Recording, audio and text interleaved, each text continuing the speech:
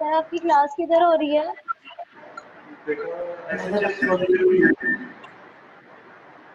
अरे कौन से रूम में है? बेटा एसएचएस जो न्यू एसएचएस बिल्डिंग है उसके ग्राउंड बेसमेंट फ्लोर में है। बेसमेंट फ्लोर है उसमें है। सर रूम नंबर बता दें। एसएचएस 102। Okay sir.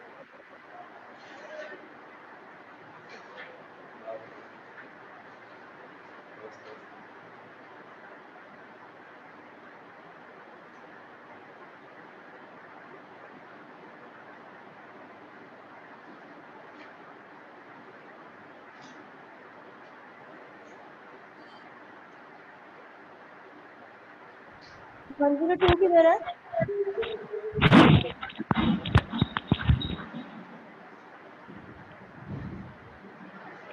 जी बच्चों अस्सलाम वालेकुम। टुडे का सेकंड लेक्चर। लास्ट टाइम मैंने सेकंड लेक्चर पढ़ाने की कोशिश की, लेकिन सेकंड लेक्चर में क्योंकि फ्रीक्वेंट डिस्कनेक्शन हो रहे थे, ठीक है, इसी वजह से यहाँ पर क्लास नहीं हो सकी, तो इस वजह से क्लास नहीं हो सकी। तो we are going to start with the second lecture of therapeutic exercises। ठीक है, इसमें हम लोगों ने पढ़ना है about peripheral nerve injuries।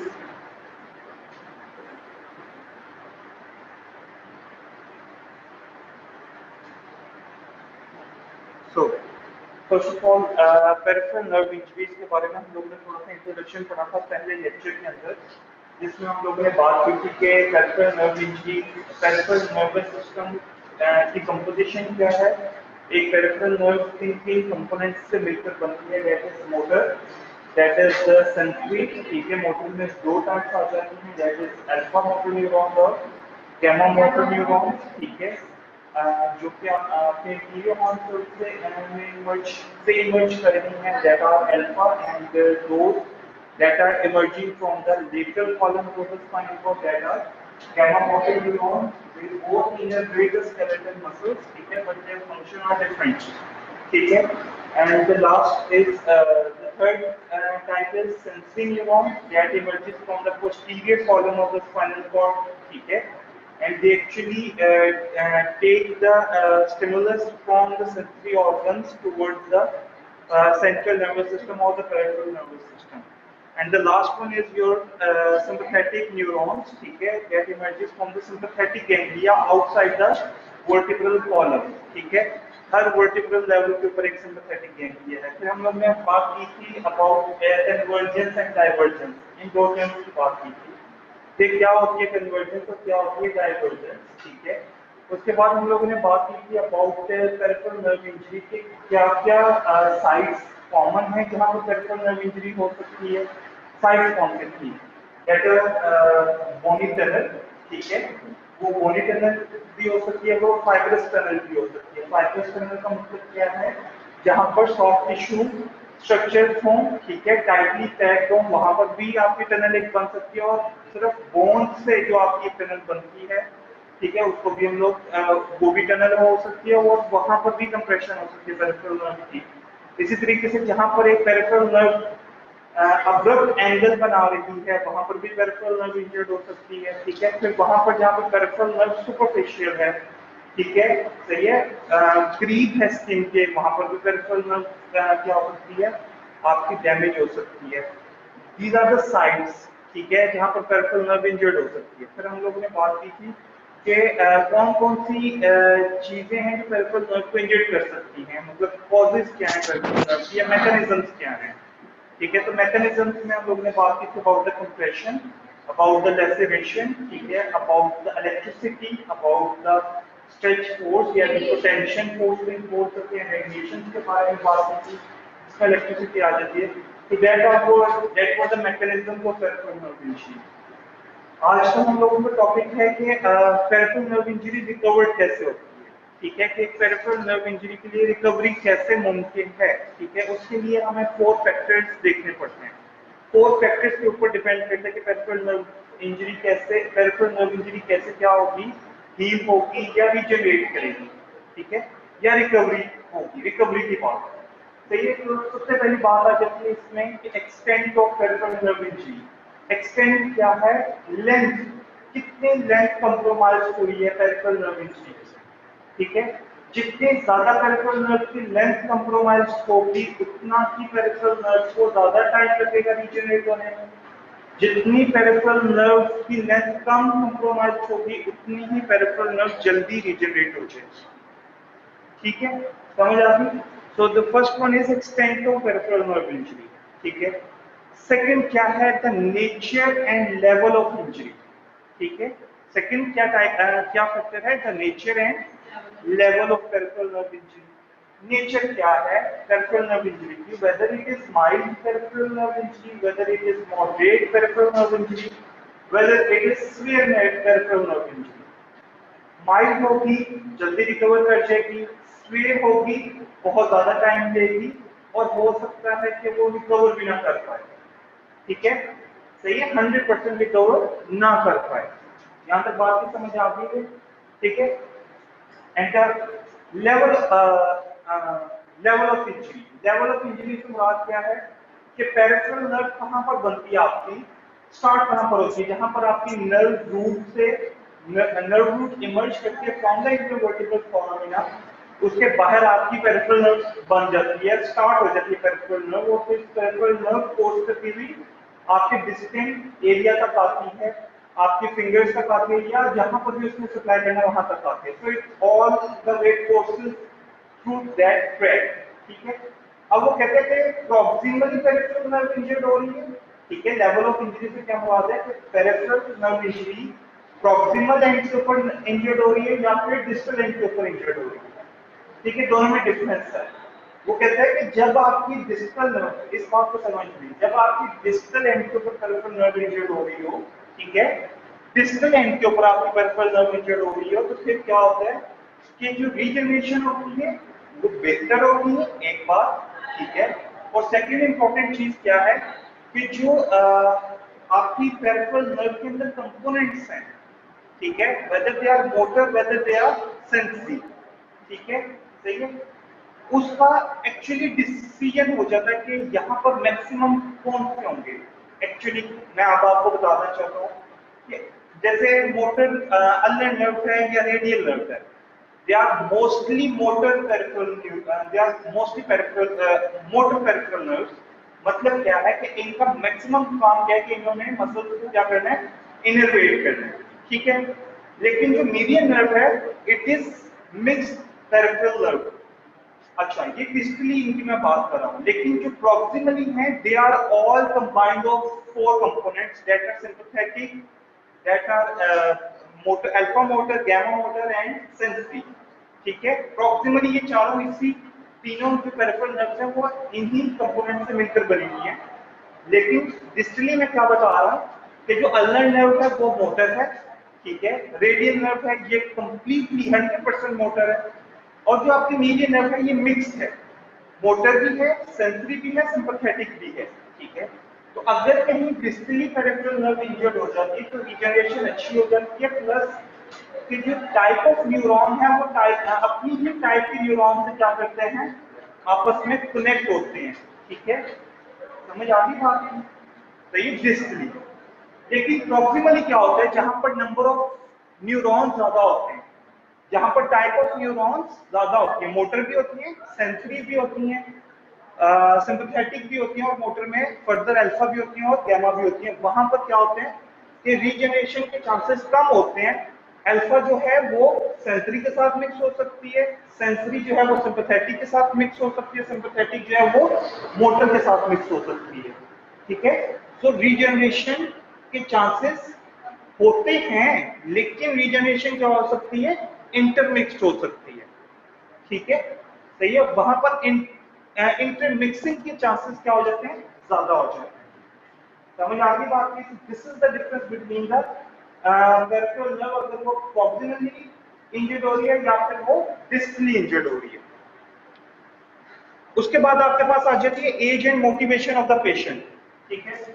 Third factor आ जाता है एज, जितना यंगर इंडिविजुअल होगा, ठीक है, और जितना वो मोटिवेटेड होगा कि मैं अपने इस पार्ट को, चाहे वो मोटर पैरालाइज हो गया, चाहे उसमें सेंसेशन लॉस हो गई, कि मैं अपने इस पार्ट से या तो सेंस कर सकूं या फिर क्या कर सकूं, अपने इस पार्ट को लाजुला सकूं या इसे फिजिकल एक्टिविटी परफॉर्म कर सकूं। तो जितना एक पेशेंट फिजिकली मोटिवेट होगा, इमोशनली मोटिवेट होगा टू डू दैट वर्क और to carry out the sensation, उतनी पेरिफेरल नर्व उनमें ज्यादा रीजनरेट करती है, ज्यादा अच्छी हीलिंग होती है as compare to those that are not emotionally motivated, ठीक है, और फिजिकली मोटिवेटेड। इसी तरीके से एज, जितना यंगर इंडिविजुअल होगा उनमें उतने ही ज्यादा चांसेस होंगे रीजनरेशन के, और जितना ओल्डर इंडिविजुअल होगा उसमें ही कम चांसेस होंगे पेरिफेरल नर्व इंजरी की रीजनरेशन के, ठीक है। The last factor is all about the surgery, ठीक है। इस सर्जरी कैसे परफॉर्म की गई है, ठीक है। हमने बात की है कि पेरिफेरल नर्व इंजरी की सिडेंस क्लासिफिकेशन आप लोगों ने पढ़ी भी होंगी। Seddon's classification peripheral nerve injury की टाइप्स हैं, जिसमें आपको बताया जाता है कि that is neuropraxia, the milder type, moderate type is axonotmesis and the severe type is neurotmesis, ठीक है। न्यूरोनोटोमेसिस में all the 5 layers of a peripheral nerve that are cut, there is a gap between, there is a proper gap between the peripheral nerve and, ठीक है। अब वो जो gap है उसको क्या करना पड़ता है, सुचय करना पड़ता है विद द न्यूरोसर्जन, ठीक है। न्यूरोसर्जन उन दोनों गैप को क्या करेगा, तो खत्म करेगा और पेरिफेरल नर्व के एंड्स को आपस में सुचेत करेगा, ठीक है। सो द सर्जरी डिपेंड्स, ठीक है, कि कितनी अच्छी सर्जरी हुई है, ठीक है, कितना जल्दी सर्जरी हुई है, ठीक है। Immediately after the nerve injury surgery हो गई थी, या फिर क्या हुआ कि जी आपने पहले कंजर्वेटिव मैनेजमेंट के ऊपर डाला पेशेंट को, वो 2 से 3 महीने में ठीक नहीं हुआ, उसके साइंस ऑफ प्री इनर्वेशन नहीं आए, तो फिर आपने क्या कहा जी अब आप इसकी सर्जरी करवा लो। तो ऑब्वियसली जिसकी 3 से 4 महीने के बाद सर्जरी होगी उसमें रीजनरेशन कम होगी, जिसकी at the spot after some time injury के सर्जरी हो जाएगी, उसकी रीजनरेशन के चांसेस ज्यादा अच्छे होंगे। फिर सर्जरी कितनी अच्छी परफॉर्म की गई है, obviously it all depends on the neurosurgeon. जितनी अच्छी पेरिफेरल नर्व इंजरी आपकी सुचरी हुई होगी उतने चांसेस ज्यादा हो जाएंगे रीजनरेशन के, जितनी सुचरी कम हुई होगी, ठीक है, उतने ही चांसेस कम होंगे रीजनरेशन, ठीक है। यहां तक बात की समझ आ गई। अब वो कहते हैं कि एक दिन में पेरिफेरल नर्व जो है वो 1 इंच तक रीजनरेट कर लेती है, ठीक है। After the peripheral nerve injury जब रीजनरेशन होती है तो 1 इंच तक पर डे, ठीक है, कहते हैं, बुक्स कहती हैं कि 1 इंच पर डे तक क्या हो सकती है, रीजनरेशन हो सकती है। लेकिन all it depends on these 4 factors, ठीक है, जिसकी हम लोगों ने अभी तक बात की है। यहाँ तक बात की समझ आती है, ठीक है। अब हम लोगों ने बात करनी है कि ऐसे कुछ पेरिफेरल नर्व्स हैं जो कि जिनका रीजनरेटिव पोटेंशियल बहुत स्ट्रॉन्ग है, फिर ऐसी पेरिफेरल नर्व्स हैं जिनका रीजनरेटिव पोटेंशियल मॉडरेट है, और फिर ऐसी पेरिफेरल नर्व इंजरीज हैं जिनका रीजनरेटिव पोटेंशियल बहुत पुअर है, ठीक है। तो वो कौन सी पेरिफेरल नर्व्स हैं जिनका रीजनरेटिव पोटेंशियल एक्सीलेंट है और कौन सी जिनका पुअर है। तो रेडियल, पेरिफेरल नर्व्स, मस्कुलोक्यूटेनियस और फेमोरल, ये 3 पेरिफेरल नर्व्स ऐसी हैं जिनका रीजनरेटिव पोटेंशियल एक्सीलेंट है।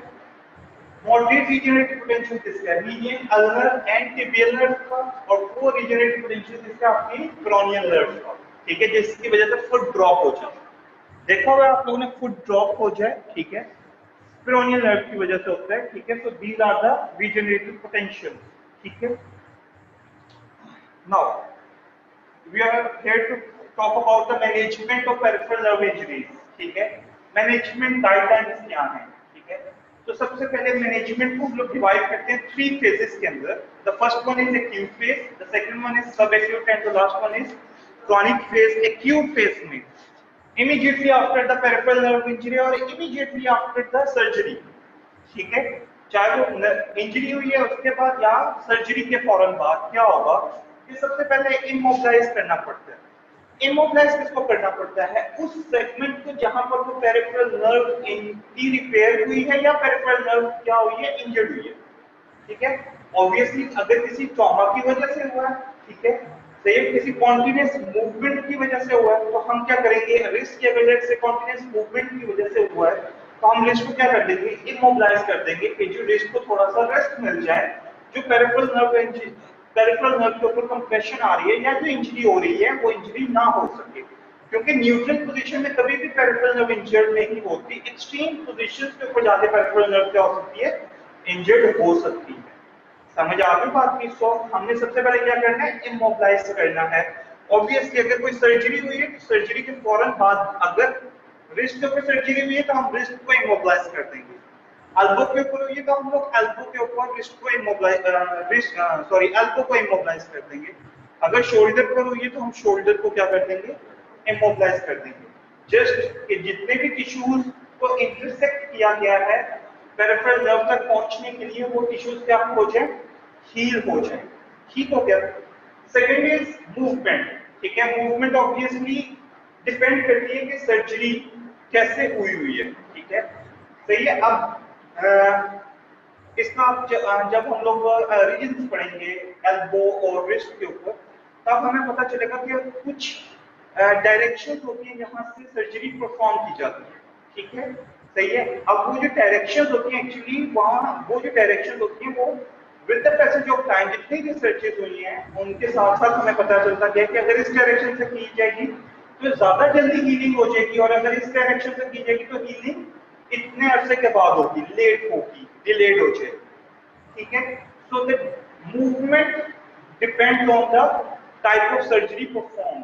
ठीक है, सही है। और वो आपको सर्जन डिक्टेट करेगा कि जी मैंने इस डायरेक्शन से परफॉर्म किया, वो मैं आप लोगों को चल के बताऊंगा कि जी जैसे हम लोगों ने क्रॉस ये जैसे करनी होती है, रिप्लेसमेंट करनी होती है, नी रिप्लेसमेंट सर्जरी है, हिप रिप्लेसमेंट सर्जरी है, तो इसमें डिफरेंट अप्रोचेज होती है। एंट्रोलेटरल अप्रोच है, एंटीरियर अप्रोच है, लेटरल अप्रोच है, पोस्टीरियर अप्रोच है, पोस्टरोलेटरल अप्रोच है।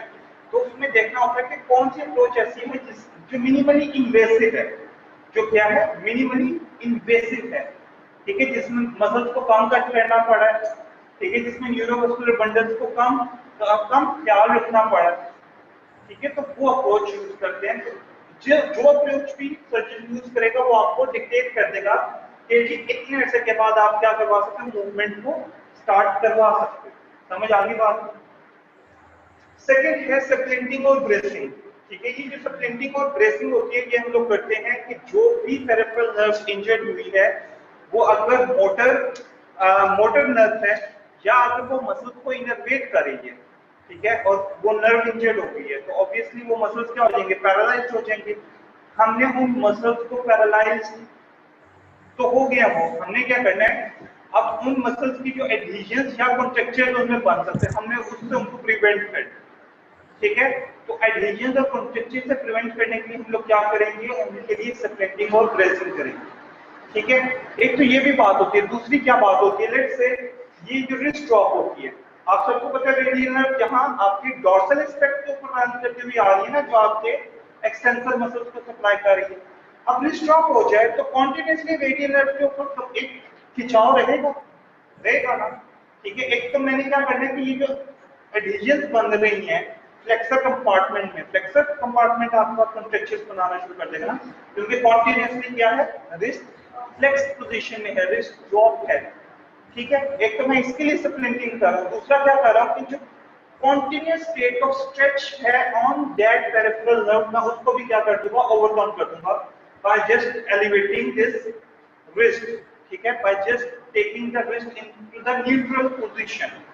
ठीक है, इसमें मैंने सप्लेंटिंग और ब्रेसिंग कर दिया। समझ आ गई बात की? तो सप्लेंटिंग और ब्रेसिंग के दो फायदे हैं।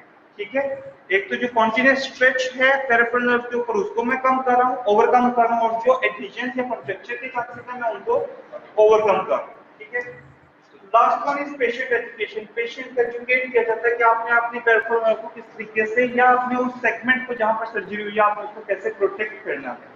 ठीक है, अभी एक्यूट फेज में आपने क्या करना है और क्या नहीं करना, आपने कोशिश नहीं करनी मूवमेंट परफॉर्म करने की, क्योंकि देयर में भी आप चांस है आपकी पेरिफेरल नर्व फर्दर भी इंजर्ड हो जाए।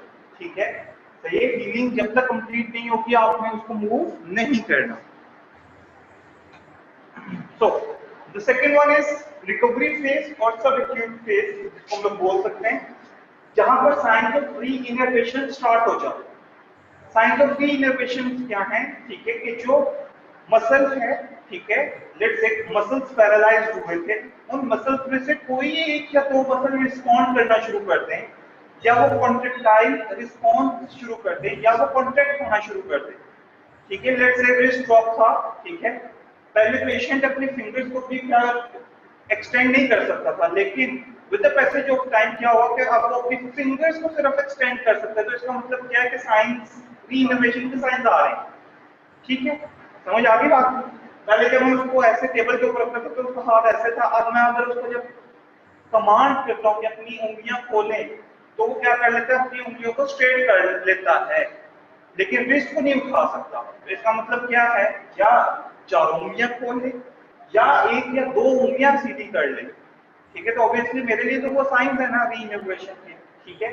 तो या मोटर इनोवेशन ऐसे आपको साइन देगी कि एक या दो मसल क्या करना शुरू कर दें, कॉन्ट्रैक्ट करना शुरू कर दें, कॉन्ट्रैक्टाइल रिस्पॉन्स आना शुरू हो जाए, या वो कॉन्ट्रैक्टाइल रिस्पॉन्स बहुत ज्यादा वीक हो, ठीक है, समझ आ गई। अगेंस्ट द ग्रेविटी ना परफॉर्म हो सके, ग्रेविटी एलिमिनेशन में परफॉर्म हो सके, ठीक है। सेकंड क्या है, आपके पास सेंसरी रीइनर्वेशन का आपको कैसे पता चलेगा कि आपके पास सेंसेशन आना शुरू हो जाए, ठीक है। वो सेंसेशन जैसे भी हैं, अगर वो सेंसेशन आना शुरू हुई हैं तो इसका मतलब क्या है, देयर आर साइंस ऑफ रीइनर्वेशन, ठीक है। तो रिकवरी फेज के अंदर, ये सब एक्यूट फेज के अंदर हम लोग क्या करते हैं, जहां पर साइंस ऑफ रीइनर्वेशन आना शुरू होते हैं, सबसे पहले हम लोग क्या करते हैं, मोटर रीट्रेनिंग, ठीक है। मोटर रीट्रेनिंग क्या है कि हम लोग मसल्स को क्या करते हैं, ट्रेन करते हैं कि वो दोबारा से अपना फंक्शन क्या करना शुरू करते हैं, कंटिन्यू करना शुरू करते हैं, ठीक है, रिज्यूम कर लें अपने फंक्शन को। इसके लिए सबसे इंपॉर्टेंट चीज क्या है, होल्ड इन शॉर्टेंड पोजीशन, ठीक है। मसल्स को हमने क्या करवाना है, होल्ड करवाना है शॉर्टेंड पोजीशन में। शॉर्टेंड पोजीशन में मसल अपने आप को ज्यादा अच्छे तरीके से होल्ड कर लेते हैं, आसान होता है मसल्स को एज कंपेयर टू अगर वो इलोंगेटेड पोजीशन में अपने आप को क्या करें, कंट्रोल करें। सेम डिफरेंस है between the eccentric and concentric exercise. Concentric क्या होती है, आसान होती है परफॉर्म करना, इसेंट्रिक मुश्किल होती है परफॉर्म करना। तो यहाँ पर भी क्या है, आपने होल्ड करवाना है मसल्स को इन दिस शॉर्टेंड पोजीशन, ठीक है, समझ आ गई बात। लेट्स से रिस्ट ड्रॉप थी, ठीक है, अब मैंने पेशेंट को ये नहीं कह रहा कि इस रिस्ट ड्रॉप की पोजीशन से पूरी एक्सटेंड कर दो, मैं क्या कह रहा हूँ कि मैं खुद से उसके हाथ को ऐसे करता हूँ और मैं कहता हूँ यहाँ होल्ड करके रखे, होल्ड करे होल्ड करे होल्ड करे होल्ड करे। अगर वो एक या दो सेकंड के लिए भी होल्ड कर लेता और बाद में दे जाता तो इसका मतलब क्या है, दिस इज मोटर रीट्रेनिंग। मैंने उसको क्या करना है, होल्ड करके रखो। ये शॉर्टेंड पोजीशन है किसकी, एक्सटेंसर्स की। समझ आपकी बात की, ये किसकी शॉर्टेंड पोजीशन है, एक्सटेंसर्स की, ठीक हो गया। सेकंड बात आ गई डीसेंसिटाइजेशन की। डीसेंसिटाइजेशन की हमें क्यों जरूरत पड़ती है, जब भी आपकी सेंसरी नर्व्स री-इनर्वेट होना शुरू होती हैं तो आपकी जो पेन होती है या जो आपकी सेंसेशंस होती हैं वो बहुत ज्यादा एक्सट्रीम पर चली जाती है, ठीक है। उनका जो थ्रेशोल्ड लेवल होता है वो बहुत कम हो जाता है, हल्का सा टच भी बहुत इंप्रूव सेंसेशन देता है, जिसकी वजह से वो सेंसेशन पेन के तौर पर परसीव की जाती है बाय द पेशेंट, ठीक है। इसलिए हमें क्या करना पड़ता है, डीसेंसिटाइज करना पड़ता है, सेंसेशंस को कम करना पड़ता है, ठीक है, सेंसेशंस को डिफरेंशिएट करना पड़ता है, ठीक है। और वो कैसे करेंगे, विद मल्टीपल टेक्सचर्स, ठीक है, for sensory re-education. Multiple textures से मुराद क्या है, हम लोग सॉफ्ट क्लॉथ ले सकते हैं, ठीक है, सिंपल कोई भी पेंसिल ले सकते हैं, ठीक है, और हम जहां जहां पर वो पेंसिल रब करेंगे वो पेंसिल से आपको क्या मिलेगा, एक हार्ड स्टिमुलस मिलेगा, सॉफ्ट चीज से आपको सॉफ्ट स्टिमुलस मिलेगा, जो कि आपको बताएगा कि ये सॉफ्ट स्टिमुलस है और ये हार्ड स्टिमुलस है। So we are differentiating between the two sensations, this is sensory reeducation, ठीक है। सही है। इसी तरीके से कोई भी चीज ले सकते हो, आप कॉटन ले सकते हो, ठीक है, आप कॉटन के साथ आप रबर ले सकते हो, रेजर ले सकते हो, ठीक है, सही, तो कोई भी चीज ले सकते हो ताकि आपको सेंसरी रीएजुकेशन क्या हो सके, इंप्रूव कर सको, आप डिफरेंशिएट कर सको बिटवीन द टू सेंसेशन या डिफरेंट सेंसेशन।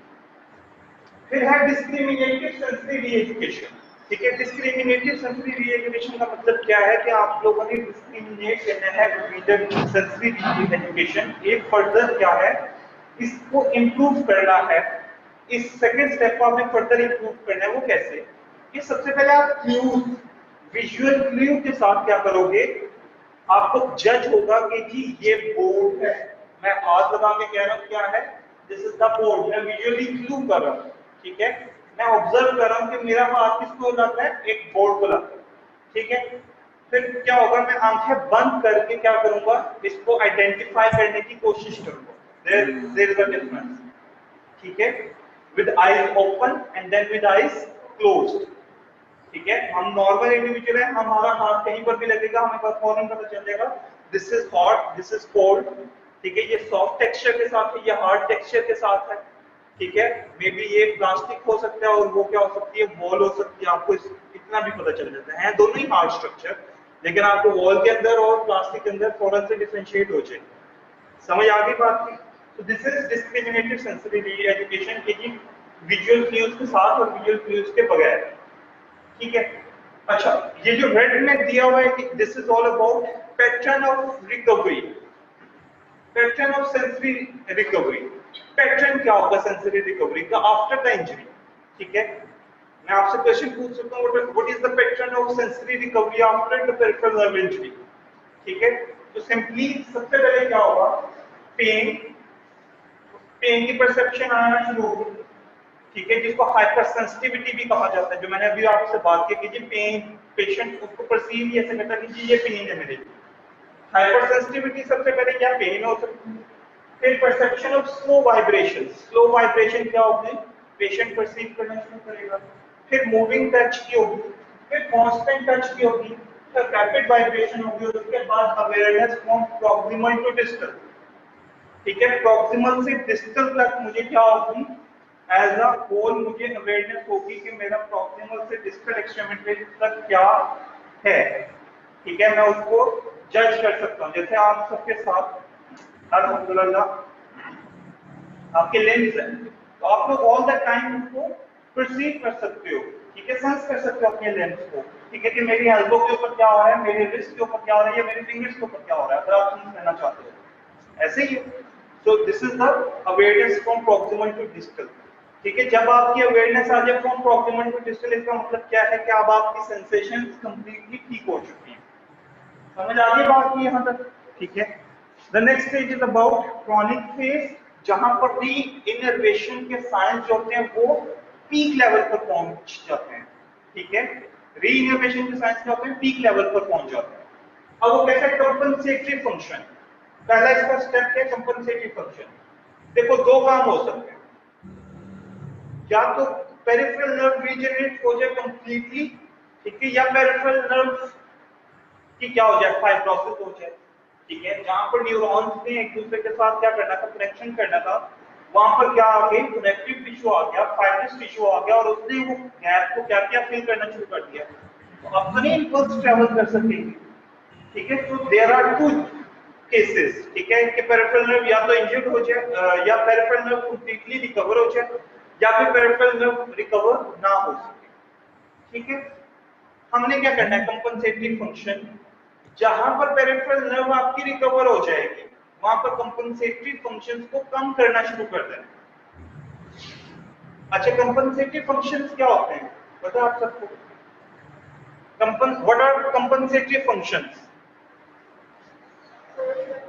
हमारे मसल्स, कुछ हमारे मसल्स प्राइम प्राइम मूवर्स के तौर पर काम करते हैं, ऐसे ही है, बड़े हैं प्राइम मूवर्स, कुछ हमारे मसल्स सेकेंडरी मूवर्स के तौर पर काम करते हैं, ठीक है, सही है।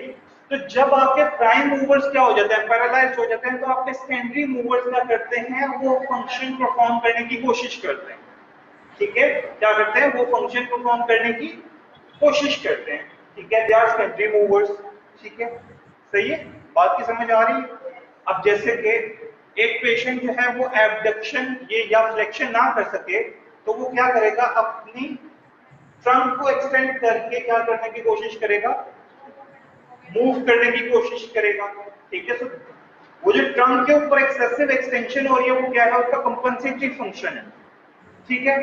तो जब पेरिफेरल नर्व आपकी क्या हो जाएगी, इंप्रूव हो जाएगी, रीजनरेट कर जाएगी, तो हम क्या करेंगे, कंपनसेटरी फंक्शंस को मिनिमाइज करना शुरू कर देंगे, लेकिन जहां पर आपकी पेरिफेरल नर्व इंजर्ड रहती है, फाइब्रस टिश्यू वहां पर आ जाता है और पेरिफेरल नर्व आपकी रिजनरेट नहीं कर पाती, वहां पर हम कंपनसेटरी फंक्शंस को इंप्रूव करेंगे।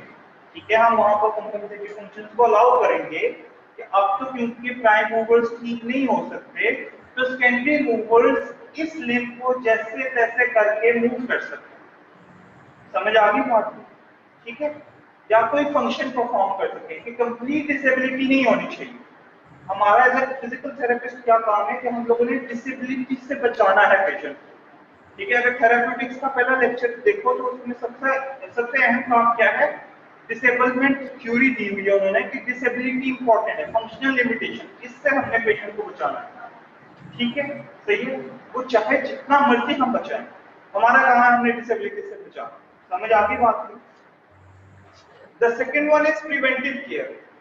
ठीक है, अगर तो पेरिफेरल नर्व आपकी हील नहीं हो पाती, ठीक है, फिर आपको उस सेगमेंट का जहां पर मसल्स पैरालाइज्ड हो गए थे, जहां पर सेंसेशंस कंप्लीटली खत्म हो गई थी, आपने उसकी प्रिवेंटिव केयर बतानी है all along the life.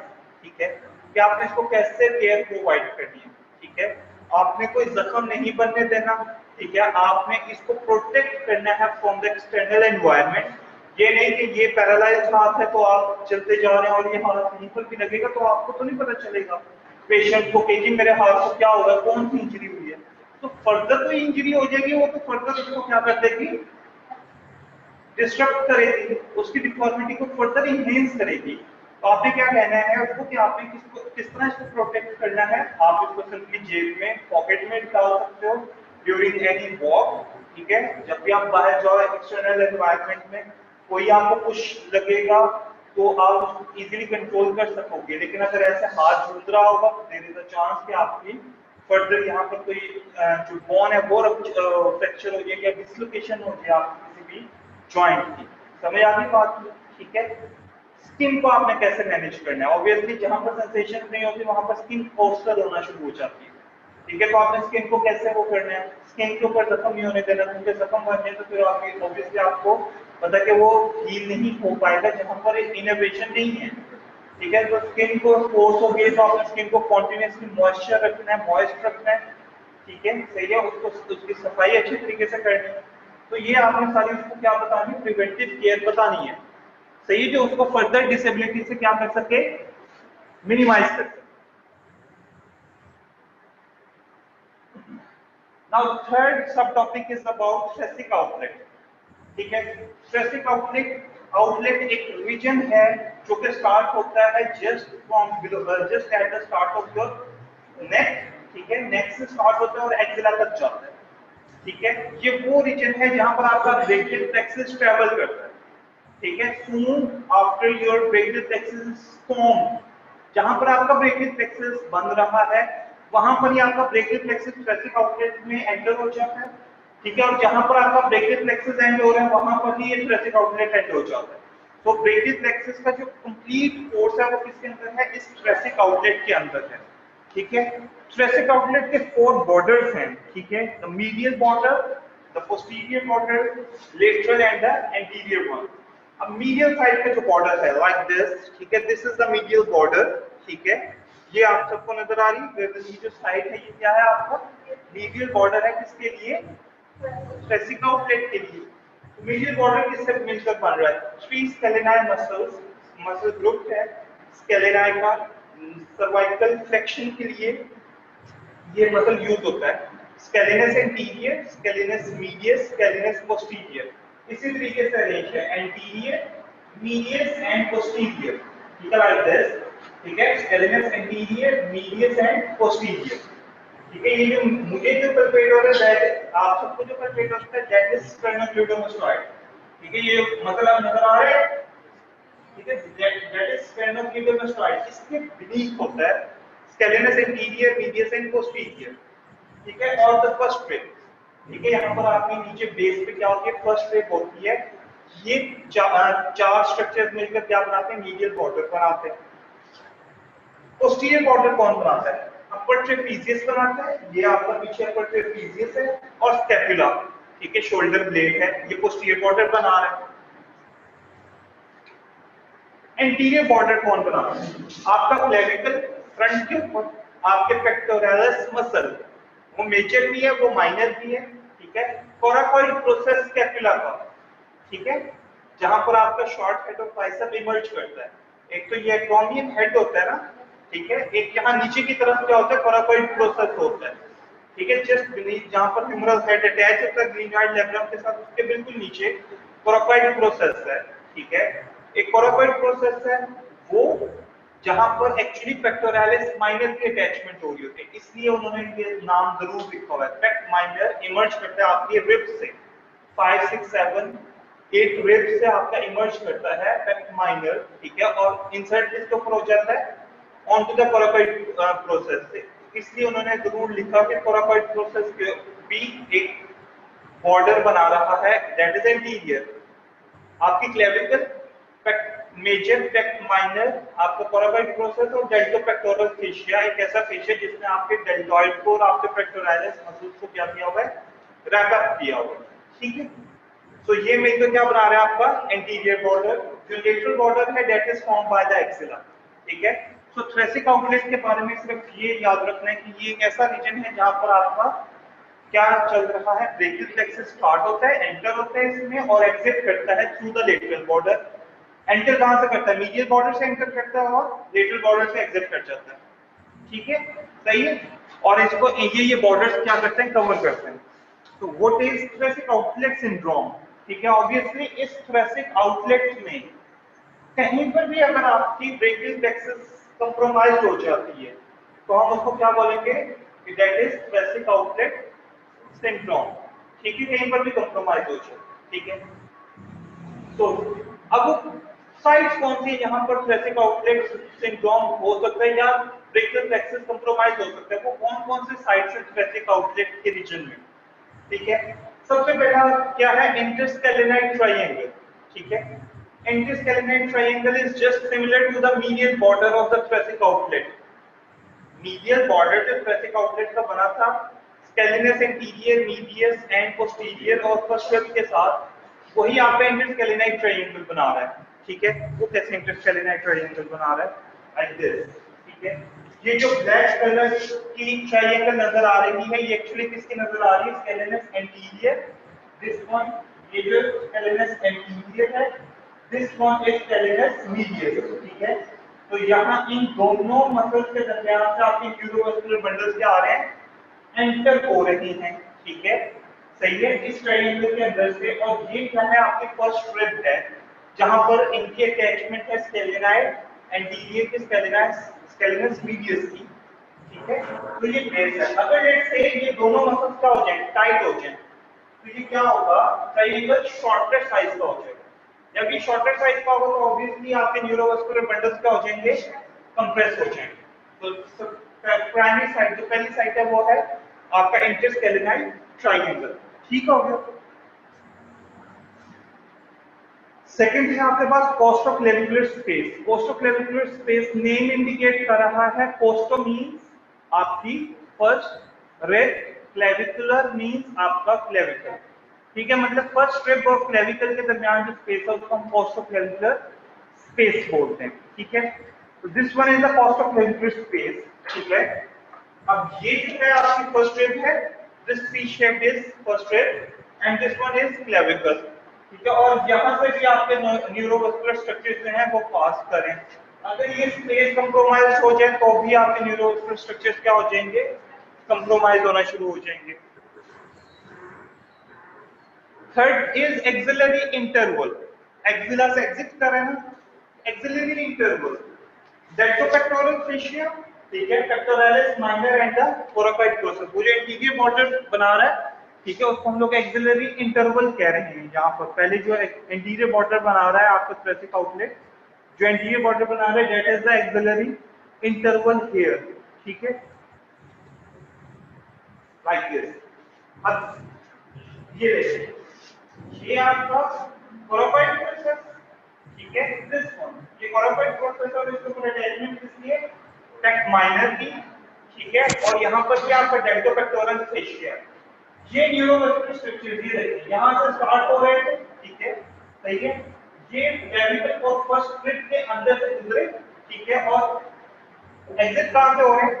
Beneath the insertion, ठीक है, ये जो मसल है और ये कोरोइड प्रोसेस है इसके बीनीथ से, ठीक है। अब लेट्स से ये मसल जो है ये क्या हो जाए, टाइट हो जाए, तो ये क्या करेगा, इस कोरोइड प्रोसेस को अपनी तरफ खींच लेगा, स्कैपुला को, ये स्कैपुला का होल अपनी तरफ खींचेगा, जब वो स्कैपुला को खींचेगा अपनी तरफ, ये जो न्यूरोमस्कुलर स्ट्रक्चर है ये क्या हो जाएंगे, कंप्रोमाइज हो जाएंगे, ठीक है। ये लास्ट आपकी थर्ड प्राइमरी साइट है कंप्रेशन की। स्ट्रक्चरल एनॉमली, ठीक है, स्ट्रक्चरल एब्नॉर्मलिटीज, सर्वाइकल रिब का प्रेजेंट होना। सर्वाइकल रिब को डिफाइन कैसे किया जाता है? क्या होती है सर्वाइकल? सर्वाइकल रिब को कैसे डिफाइन किया जाता है? कोई बच्चा बता सकता है? सिंपली इलोंगेशन, ट्रांसवर्स प्रोसेस की इलोंगेशन होना। किसके ट्रांसवर्स प्रोसेस की? जो 7th सर्वाइकल वर्टिब्रा है, जब उसके जो ट्रांसवर्स प्रोसेस है वो इलोंगेट हो जाए, उसको हम लोग क्या बोलते हैं? दैट इज सर्वाइकल रिब, ठीक है। वो जो ट्रांसवर्स प्रोसेस इलोंगेटेड हुए होंगे ना, सिर्फ उनको हम लोगों ने बोला है कि ये सर्वाइकल रिब है, बाकी वो 7th सर्वाइकल वर्टिब्रा ही है, ठीक है। मैं आप लोगों को दिखा देता हूं। या फिर आपकी स्ट्रक्चर एब्नॉर्मलिटी में मेलविनाइटिक क्लेविकुलर फ्रैक्चर भी आ जाता है, ठीक है।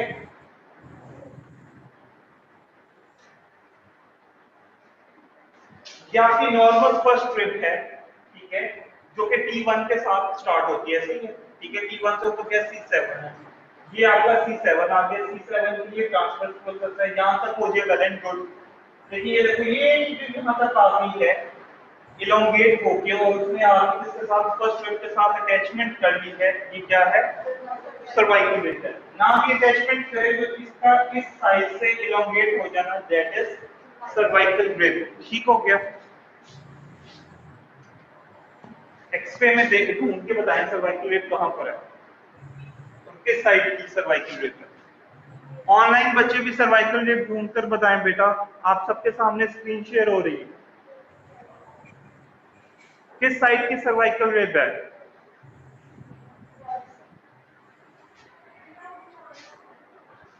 कौन कौन कहते हैं राइट साइड की है? मैं ऐसे ही आप लोग कंफ्यूज ना हो, राइट साइड की कौन सी है? जिसने नहीं भी कंफ्यूज होना वो बता दे, कौन सी राइट साइड की?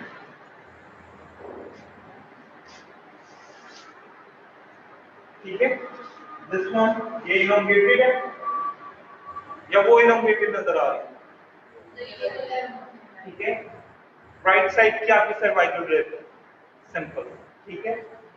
वो है वहां पर भी है, दिस वन, ठीक है, ये एक एक्सप्रेशन है, लेकिन उसके बदले में ये ज्यादा लंबी है, ठीक है। तो the cervical rib is on the right side, ठीक है, जो कि सर, हाँ जी सर ये जो सर्वाइकल लिब ये ऊपर है, मतलब ये विजिबली क्या स्किन के ऊपर से नजर आ सकती है? मतलब अगर किसी बंदे की किसके ऊपर से नजर आ सकती है? लाइक स्किन के ऊपर से पैल्पेट हो सकती है, देखिए ना नहीं सर वो जिस नहीं लोकेशन बेटा, पे। नहीं ऐसे नहीं नजर आ सकती, एक्सरे करवाना पड़ता है, ठीक है सर। ठीक है। आप दोनों साइडों की भी सर्वाइकल रिब कह सकते हो, डिपेंड। फिर इसकी चीज, ये जो चीज है एक्सरे में जो नजर आ रही है, इसको आपने कोरिलेट करना होता है अपनी क्लिनिकल फाइंडिंग्स के साथ। अगर पेशेंट को आ ही राइट साइड के सिम्टम्स रहे हैं तो हम कहेंगे कि ये राइट साइड की सर्वाइकल रिब है। अगर पेशेंट को लेफ्ट साइड का सिम्टम नहीं आ रहा तो हम कहेंगे कि लेफ्ट साइड की सर्वाइकल रिब नहीं है। ये आपके ब्रेकियल प्लेक्सस को कंप्रोमाइज कर सकती है एज अ होल, ठीक है, ब्रेकियल प्लेक्सस को कंप्रोमाइज कर सकती है। ऑब्वियसली अगर आपकी एक रिब से ऊपर भी एक रिब हो, ठीक है, तो ये तो वो तो आपके सारी पूरी के पूरे नेक के जितने भी न्यूरोमस्कुलर स्ट्रक्चर है उनको सबको कंप्रोमाइज कर देगी, क्योंकि ये यहाँ एक्चुअली नेक की बेस से आपके न्यूरोमस्कुलर स्ट्रक्चर इमर्ज होकर आपकी अपर एक्सट्रीमिटी में एंटर हो रहे हैं। तो अगर इसके ऊपर भी एक क्या चीज आ जाए, पहले रिब आ जाए, सर्वाइकल रिब आ जाए और फर्स्ट रिब नीचे है, अल्लाह ताला ने बड़ी खूबसूरती से बनाया ना, नीचे फर्स्ट रिब है, बोन नीचे है, उसके ऊपर से अल्लाह ताला ने न्यूरोमस्कुलर स्ट्रक्चर्स बिठाए हुए हैं, ठीक है। तो इसके ऊपर अगर बोन आ जाएगी, कोई इलोंगेटेड किस्म की बोन आ जाएगी, तो वो क्या होगा? ऑब्वियसली वो तो कंप्रेशन आना शुरू हो जाएंगे ना, ठीक है।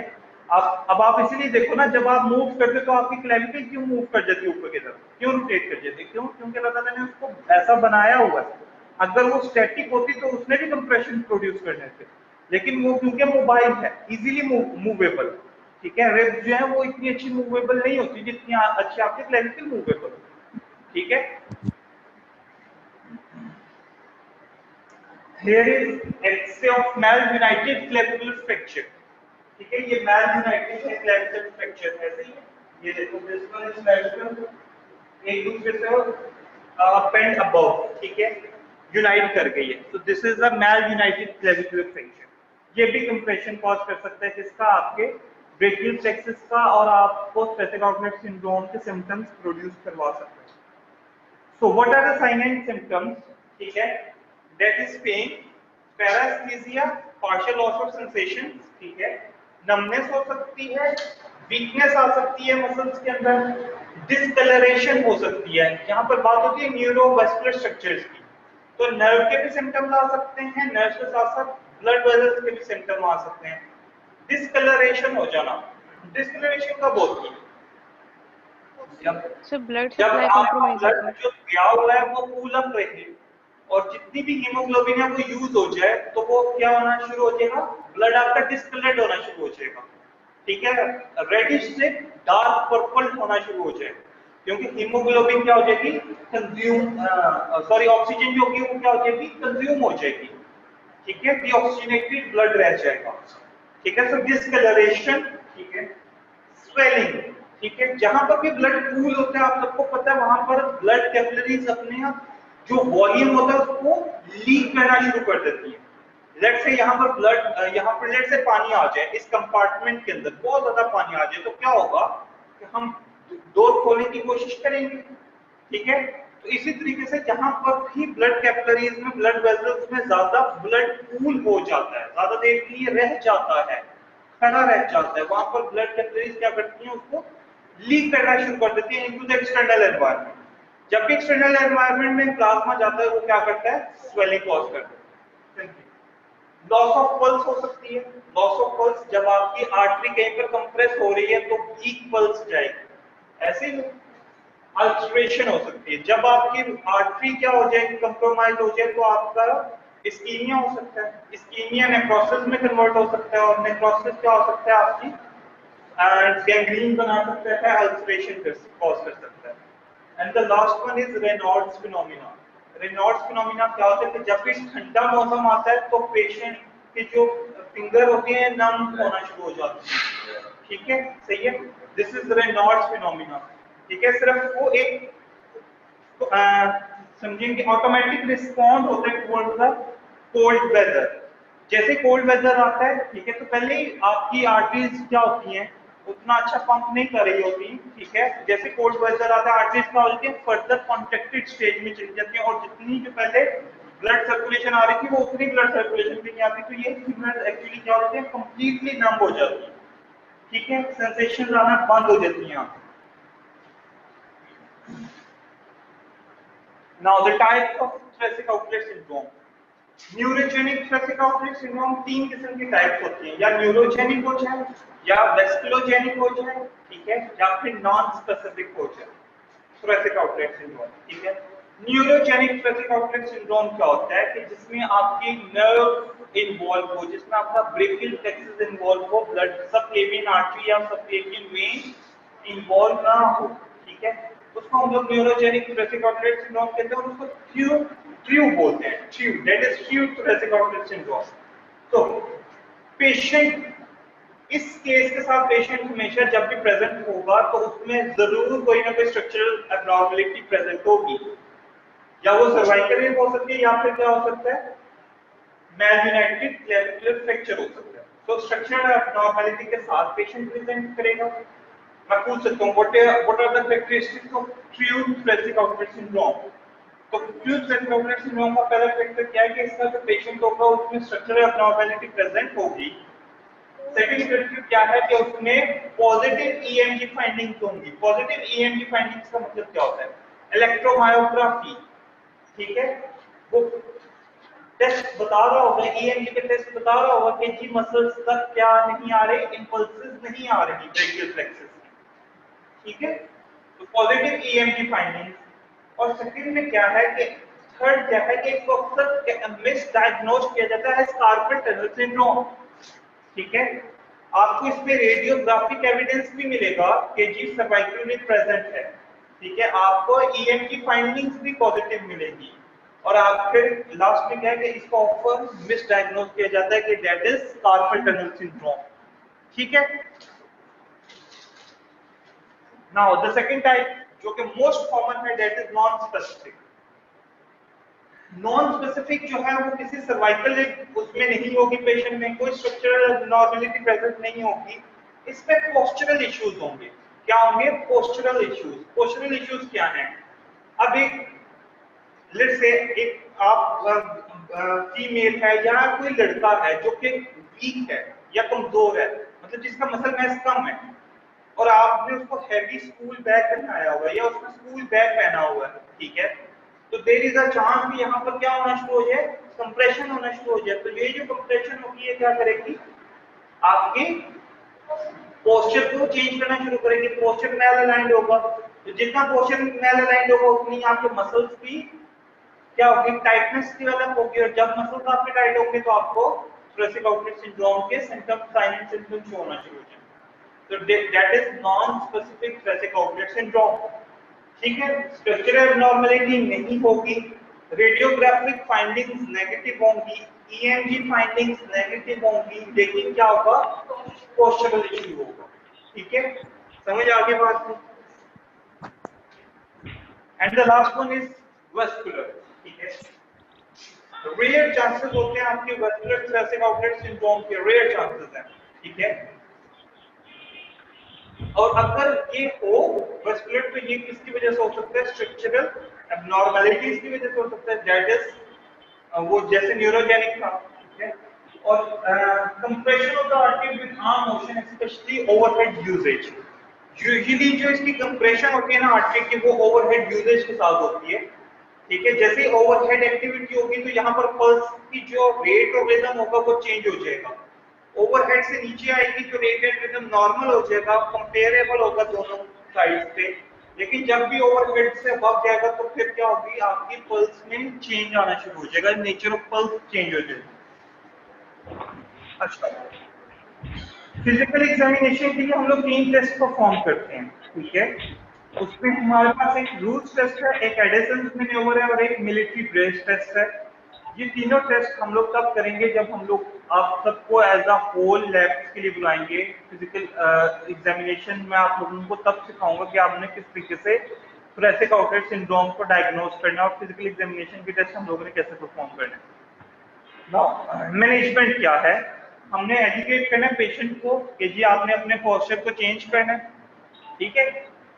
सेकंड क्या, फॉल्टी पोस्चर को करेक्ट करने की कोशिश करनी है, एजुकेट करना है कि ये फॉल्टी पोस्चर था, करेक्ट इसको ऐसे कर सकते हैं, प्रिवेंट इससे ऐसे हो सकते हैं। मोबिलाइज करना है न्यूरोलॉजिकल टिश्यूज को, जितनी भी पेरिफेरल नर्व्स आपकी रिस्ट्रिक्ट हुई हैं उनको मोबिलाइज करने की कोशिश करो, जितने जॉइंट्स रिस्ट्रिक्ट हुए हैं उनको मोबिलाइज करने की कोशिश कीजिए, मसल्स की स्ट्रेंथ को इंप्रूव करने की कोशिश करनी है। फॉल्टी ब्रीदिंग पैटर्न अक्सर डेवलप हो जाता है थोरेसिक आउटलेट सिंड्रोम में, ठीक है, ड्यू टू मस्कुलर टाइटनेस, ठीक है। ये जो स्केलेनस एंटीरियर, स्केलेनस मीडियस और स्केलेनस पोस्टीरियर है, ये सेकेंडरी मूवर्स होते हैं। ये क्या होते हैं? सेकेंडरी मूवर्स होते हैं। एक्चुअली जो ब्रीदिंग करता है वो कौन करता है? आपका डायफ्राम करता है। So that is the prime mover.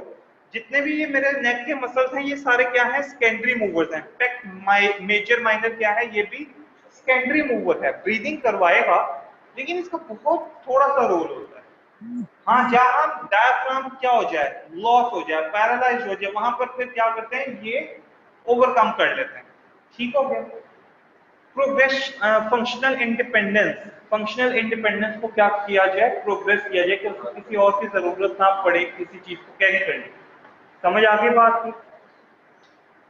Now the last one is carpal tunnel syndrome. ठीक है, कार्पल टनल क्या है? एक ऐसी टनल है एट द रिस्ट जॉइंट जो कार्पल बोन्स जो प्रॉक्सिमल है और डिस्टल रो है, दो रोज है ना आपकी, दोनों रोज में 4-4 बोन्स हैं, ठीक है, सही है। प्रॉक्सिमल और डिस्टल रो है, नीचे बेस पे आपकी प्रॉक्सिमल और डिस्टल रो की बोन्स हैं, और ऊपर आपके पास क्या है, फ्लेक्सर रेटिनेक्युलम है, एक ऐसा फेशिया है जिसने एक्चुअली बाइंड किया हुआ एक टनल बनाई हुई है, ठीक है, एट द ब्रेस्ट जॉइंट, उसको हम लोग बोलते हैं कार्पल टनल। यहाँ कार्पल टनल के अंदर अगर मीडियन नर्व कॉम्प्रोमाइज हो जाएगी तो हम उसको क्या बोलते हैं, that is carpal tunnel syndrome, ठीक है, सिंपल सी बात है। इटियोलॉजी क्या हो सकती है सीटीएस की, कॉजेस क्या हो सकती है, सबसे पहला क्या है, इन्फ्लेमेशन हो जाए, इरिटेशन हो जाए, टेंडिनोसिस हो जाए।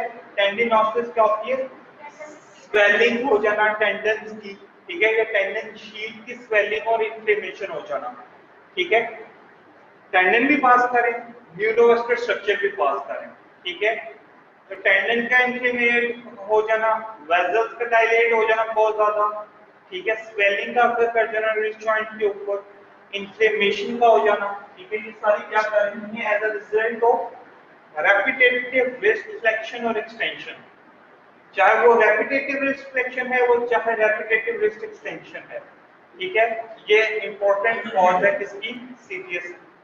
सेकंड है swelling of the wrist joint due to trauma, traumatic injury की वजह से, इसमें कोई भी आपकी कार्पल बोन जो है वो क्या हो जाए, फ्रैक्चर हो जाए, ठीक है, या fracture of the carpals itself, fracture हो जाए कार्पल्स का, ठीक है, उसकी वजह से भी आपका सीटीएस डेवलप हो सकता है।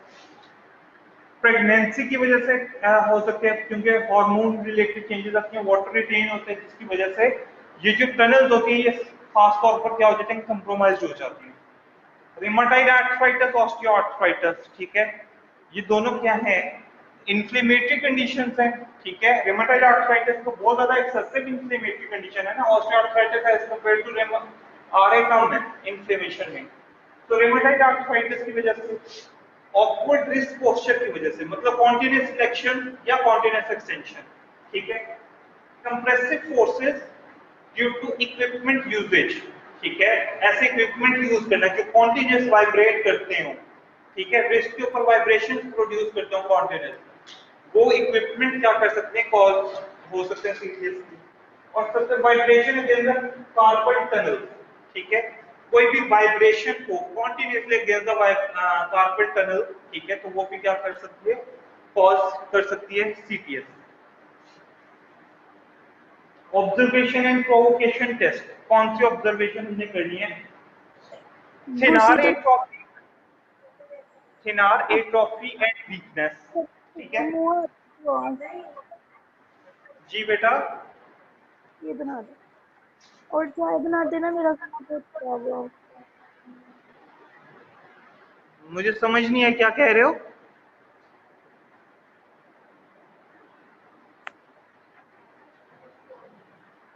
क्या कह रहे हैं सर जी? वो घर में किसी को कह रहे हैं कि चाय बना दे मेरे लिए। अच्छा अच्छा, सो ऑब्जर्वेशन क्या है, thenar atrophy.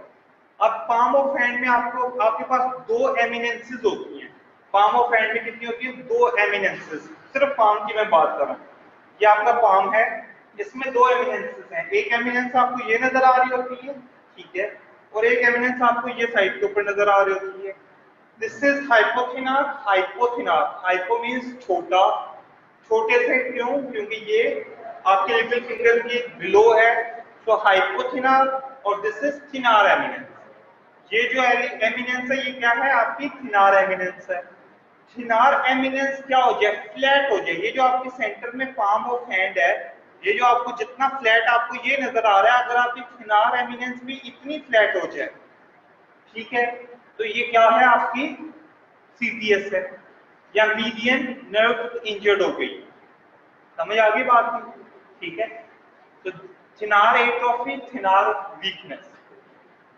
Positive Phalen's test, ठीक है, पॉजिटिव फैलेंस टेस्ट क्या होता है, sustained wrist flexion, sustained wrist flexion में करके हम लोग क्या देखते हैं कि कहीं पर सीटीएस कंप्रेस तो नहीं हो रही, अगर सस्टेन्ड रिस्ट फ्लेक्शन में पेशेंट को सिम्टम्स प्रोवोक हो जाए, ज्यादा हो जाए, तो हम कहते हैं कि that is positive Phalen's test और yes CTS is present, CTS is present, ठीक है। Loss of 2 point discrimination, 2 points के दरमियान डिस्क्रिमिनेट करना लॉस हो जाए, ठीक है। तो that is also an example कि जी आपकी मीडियन नर्व क्या हो गई है, कंप्रोमाइज हो गई। पॉजिटिव टिनल साइंस, टिनल साइन क्या होता है, टैग किया जाए किसको, आपके मीडियन नर्व को, सीटीएस को, जस्ट इन द मिडल, ठीक है। और टैग करने से, जब आप टैग करोगे आपको कोई साइन एंड सिम्टम्स कुछ नहीं फील होगा, ठीक है। लेकिन अगर आप किसी पेशेंट को करोगे तो पेशेंट फौरन क्या करेगा, उसके सिम्टम्स बढ़ना शुरू हो जाएंगे। समझ आ गई बात, ठीक है। तो ये 4 चीजें हम लोग परफॉर्म करते हैं ड्यूरिंग फिजिकल एग्जामिनेशन, ठीक हो गया। फंक्शनल लिमिटेशन क्या आती है, ठीक है। इंपॉर्टेंट फंक्शनल लिमिटेशन है decreased prevention in tip to tip activities. ये देखो, ये जो हम एक्चुअली ये जो थिनार एट्रोफी हुई है, ये थिनार की एमिनेंस लॉस होगी, ये एक्चुअली जितने भी थिनार के मसल्स हैं, फ्लेक्सर पॉलिसिस लॉन्गस, ठीक है, flexor pollicis brevis, abductor pollicis brevis, ठीक है। ये सारे मीडियन नर्व सप्लाई कर रही है। कौन कौन से, flexor pollicis longus, flexor pollicis Brevis और एब्डक्टर पॉलिसिस ब्रेविस, ठीक है, सही है।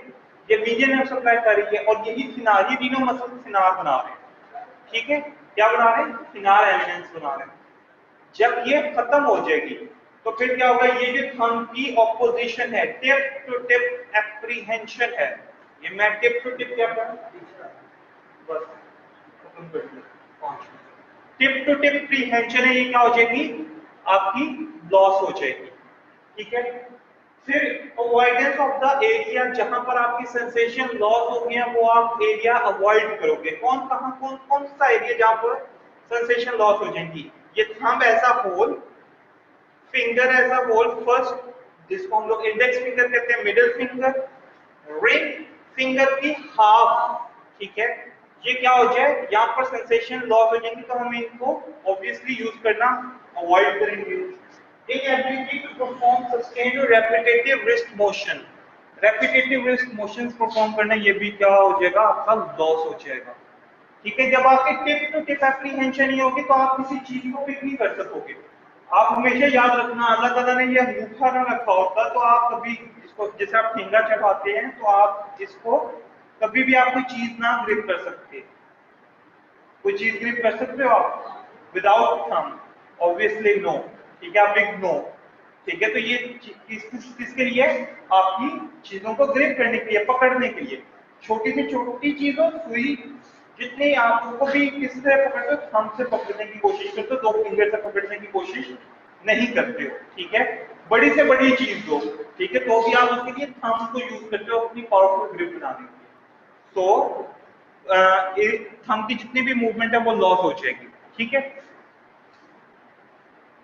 सर 9:30 पे अगली क्लास है हमारी। बस बेटा ये इसको थोड़ा सा एंड कर लेते हैं। ये सारा सेम टू सेम वही है जो हमने मैनेजमेंट गाइडलाइंस में पढ़ी है। मैक्सिमम प्रोटेक्शन फेज में अपने पेशेंट को एजुकेट करना है, वुंड की मैनेजमेंट करनी है। अगर सर्जरी हमने परफॉर्म की है, in order to open the carpal tunnel, in order to wide the carpal tunnel जो कि नैरो हो गई है। Active tendon gliding exercises, active tendon gliding exercise क्या है, पेशेंट को क्या कहा जाए, like this, like this, like this, like this, ठीक है। ये टेंडन की ये मूवमेंट्स और ये movements, these are active tendon gliding exercises, ठीक हो गया। मॉडरेट प्रोटेक्शन फेज में क्या होता है, आपने जो स्कार बना है, जहां पर सर्जरी हुई है, आपने उसको मोबिलाइज करना है, ठीक है, ताकि स्कार जो अपने अंडरलाइंग स्ट्रक्चर्स के साथ कहीं पर एडिहेरेंस ना बनाए, ठीक है। प्रोग्रेसिव स्ट्रेचिंग परफॉर्म करवानी है आपने, ठीक है। मोबिलाइजेशन करवानी है जॉइंट की, डेक्सटेरिटी एक्सरसाइजेस करवानी है। डेक्सटेरिटी एक्सरसाइजेस वो एक्सरसाइजेस होती है, आपके पास एक बोर्ड होता है, उसमें डिफरेंट डायमीटर्स के होल्स होते हैं और उन होल्स के साथ आपको कैलिपर्स मिलते हैं। आपने डिफरेंट होल्स के अंदर कैलिपर्स पुट कर दिए होंगे, ठीक है। तो ऑब्वियसली जब आपकी मूवमेंट अभी स्टार्ट हो रही होती है तो आप बड़े कैलिपर को बड़े होल में तो इजीली इंसर्ट कर लोगे, लेकिन जो छोटे कैलिपर होते हैं उनमें मुश्किल होगी। तो आप जो नॉर्मल इंडिविजुअल को हर छोटे से छोटे कैलिपर में क्या कर देगा, इंसर्ट कर देगा। सेंसरी स्टिमुलेशन और डिस्क्रिमिनेटिव सेंसरी री-एजुकेशन, और ये एक्सरसाइजेज आप परफॉर्म करवाते हो, ठीक है। ये मीडियन नर्व्स की ग्लाइडिंग एक्सरसाइजेज हैं। सबसे पहले क्या होता है कि आप प्रोनेटेड पोजीशन, एल्बो फोरआर्म आपकी प्रोनेटेड पोजीशन में होती है और आप क्या करते हो, फिंगर्स को फ्लेक्स रखते हो, रिस्ट को न्यूट्रल पोजीशन में, फिंगर्स को flex. This is the basic, first basic exercise. Second में क्या करते हो कि आप लाइक दिस, ये एक्सटेंशन करते हो, फिंगर्स को क्या कर लेते हो, सिंपली एक्सटेंड कर लेते हो, ओपन कर लेते हो, ठीक है। थंब को साथ रखते हो। फिर क्या है, आप सी में फिंगर्स को और रिस्ट को दोनों को एक्सटेंड कर लेते हो, ठीक है। उसके बाद क्या है, आप फिंगर्स और आपका ये जो थंब है, आप इसको क्या कर लेते हो, एक्सटेंड कर लेते हो, ठीक है। जहां पर आपने फिंगर्स को पहले एक्सटेंड किया था और रिस्ट को एक्सटेंड किया था, आप इन दोनों फिंगर्स और रिस्ट के साथ आप इसको कर रहे हो, थंब को एक्सटेंड कर रहे हो। इसमें क्या है कि पहले ये हम सारी किसमें करें, प्रॉन पोजीशन में। इसमें हम मिड प्रॉन पोजीशन में या फिर सुपिनेटेड पोजीशन के अंदर क्या करते हैं, परफॉर्म करते हैं। समझ आई? इनको करके देखो खुद, प्रॉन पोजीशन में करके देखो, ऐसे सारे बच्चे प्रॉन पोजीशन में ऐसे करके देखें, ठीक है। फिर मिड प्रॉन पोजीशन में ऐसे एक्सटेंड करके देखें और फिर फर्दर सुपिनेटेड पोजीशन में स्ट्रेट करें ना, बाजू स्ट्रेट करें। कुछ फील होता है, टाइटनेस फील होती है आपको, ठीक है। This is actually median nerve जो कि आपकी स्लाइड हो रही है। और लास्ट में क्या होता है, आप फर्दर क्या करते हो, दूसरे हाथ से अपने थंब को एक्सटेंड करते हो, ठीक है। तो वो मोस्ट सीवियर टाइप है और ये बेसिक स्टार्ट है, ठीक है। जैसे जैसे पेशेंट की पेन कम होगी वैसे वैसे आप प्रोग्रेस करते जाओगे। चलें, ठीक है बच्चों, थैंक यू सो मच। आज का लेक्चर एंड हुआ, जो कि अल्नर नर्व है, टनल ऑफ गायन में, वो मैं आपको नेक्स्ट लेक्चर के साथ पढ़ाऊंगा, ठीक है बेटा। अल्लाह हाफिज़। एक्सक्यूज मी सर, पेज पे लगाते हैं जी बेटा। सर आपने ऑन कैंपस क्लासेस के लिए ग्रुप्स बनाए हुए हैं या वैसे हम लोग ले सकते हैं जो जिन्होंने लेनी है क्लासेस? बेटा ग्रुप बनाए हैं, वो मेरे इन कंप्लीशन में है, मतलब कंप्लीट होने वाले हैं। वो जैसे कंप्लीट होते हैं तो फिर मैं आप लोगों से शेयर कर देता हूँ। बाकी ऑन कैंपस जो भी बच्चा आके लेना चाहता है वो ले सकता है। सर ये सर और कैमरे जिन्होंने की ना ऑनलाइन के लिए अपनी, बोला हुआ, जो बच्चे ऑनलाइन रहना चाहते हैं उनको नहीं मैं कह रहा, जो ऑन कैंपस आना चाहते हैं उनकी। सर ये अपने कैमरे की लोकेशन इनको बोले ना सर, फ्रंट पे कर दें, हमें आधा नजर आता है आधा नहीं नजर आता, मतलब स्क्रीन सही बेटा नजर तुम नहीं आ ना, रही जहाँ पे आप। चले चले ठीक है, मैं कह दूंगा, लेकिन आप लोगों के साथ स्क्रीन शेयर हो रही होती है ना, उसमें उधर भी स्क्रीन ही शेयर है, ठीक है। सर वहां पता है पर भी बट वो आप शेयर है। बता रहे होते हो ना। अच्छा चले ठीक है, मैं कर दूंगा, सेंड हो जाए।